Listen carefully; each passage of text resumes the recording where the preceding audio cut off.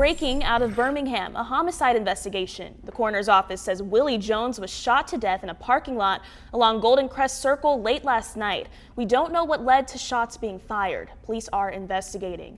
Authorities in Montgomery are still searching for those responsible in a deadly mass shooting. Aaliyah announced they'll increase patrols in key downtown areas to help deter crime in the area. Officials say the shooting happened Saturday night when two groups of people began shooting at each other in the middle of a crowd. 17-year-old Jeremiah Morris and 43-year-old Shalonda Williams were killed.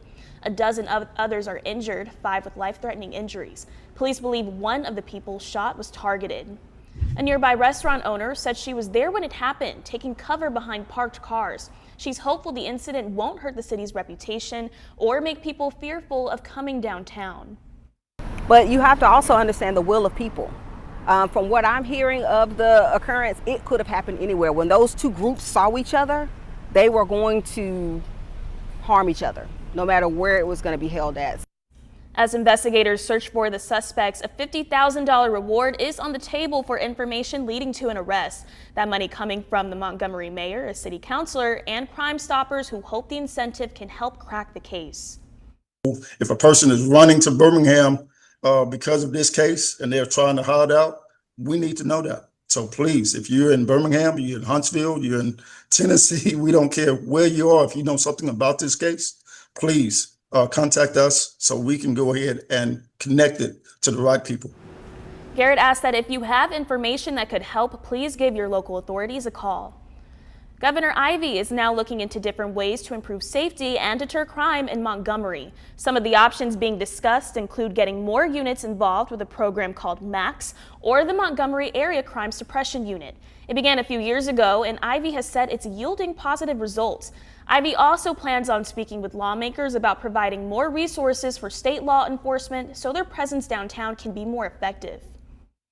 And I've asked Secretary Hal Taylor to broaden the scope of their touring of the Alabama troopers throughout the capital city. It's imperative that we keep the capital city safe. Ivey also wants to get the Alcoholic Beverage Control Board involved. She wants them to look over laws and regulations for those allowed to sell alcohol in heavily populated areas, especially for special events. She adds that Montgomery is a special place filled with history and potential that she cannot stand by and allow things like this to continue. We'll continue to follow this story for you on air and online. For updates at any time, you can head to WBTM13.com or check out the WBTM 13 app.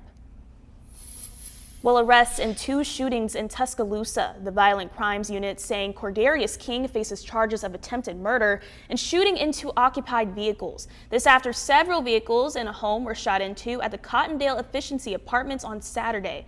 Several people also had minor injuries, possibly from broken glass or shrapnel. King being held without bond.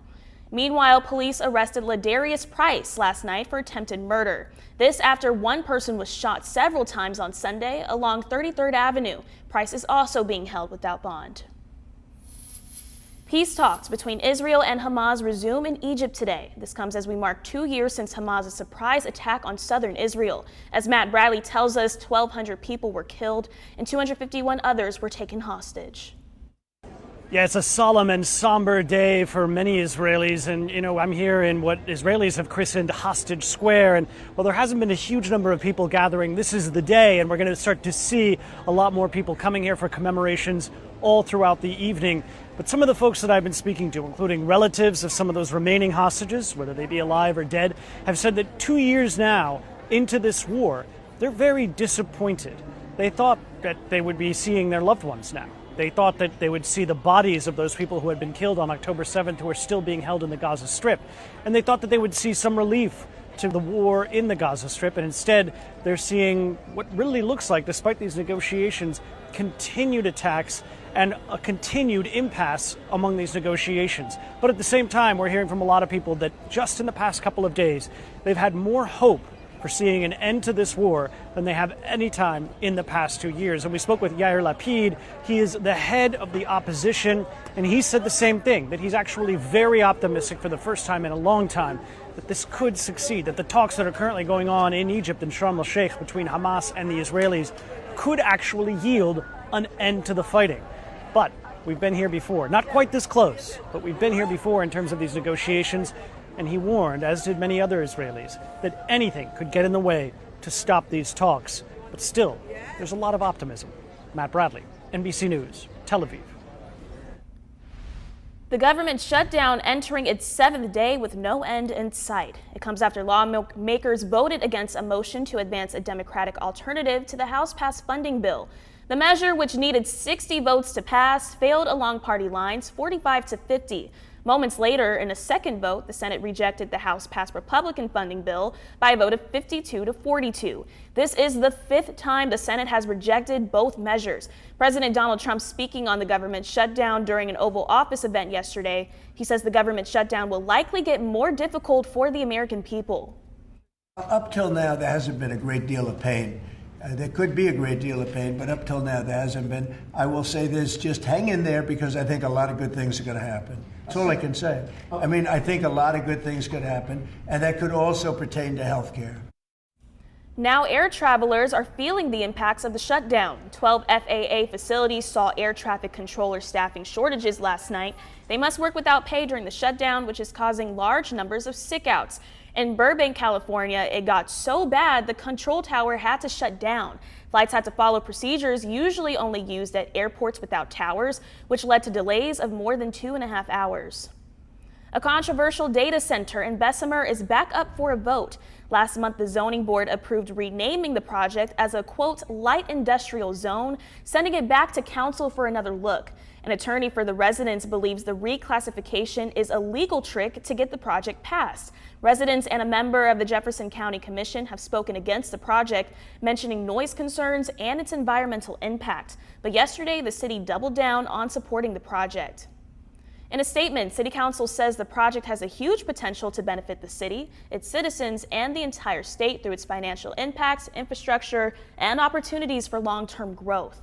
Bessemer Mayor Kenneth Gulley adds by referring the rezoning request back to the Zoning Commission, they're making sure every detail is addressed so the project can move forward as strong as possible. We'll let you know what happens at the meeting set for 6 p.m. this evening. Well, this morning, Rock the South released its lineup for next year's Country Music Festival. Headliners include Jason Aldean, Riley Green, and Zach Top. Other artists include Brantley Gilbert, Travis Tritt, Tracy Lawrence, and so much more. Chasey Grisham, a liaison for the festival, says the lineup is the best he's ever seen. Next year, the festival will move to Decatur after spending its first 14 years in Coleman. It started as a way to raise money for those affected by the April 27, 2011 tornadoes. Tickets go on sale on Friday.